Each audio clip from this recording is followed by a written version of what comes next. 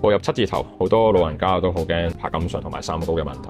雖然柏金遜係冇得預防，但係規律嘅運動訓練絕對可以降低風險同埋改善身體健康。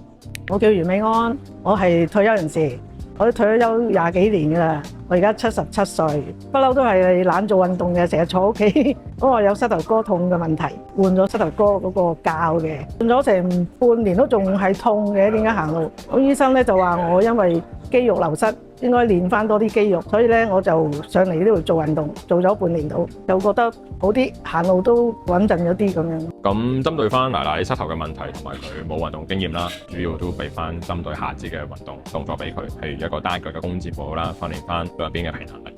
我本身都有三高嘅問題嘅，咁我做咗之後咧，糖尿咧就低咗，血壓都比較正常啲。為咗改善佢三高嘅問題，都俾咗一啲飲食嘅建議。咁譬如叫佢出街食嘅時候，要揀啲比較清淡啲嘅，唔好食咁多油炸嘅食物。好開心我哋可以幫助到婆婆改善佢退休生活嘅水平。如果你哋都有類似嘅問題，歡迎嚟我哋101揾我哋幫手。我係 Isaac。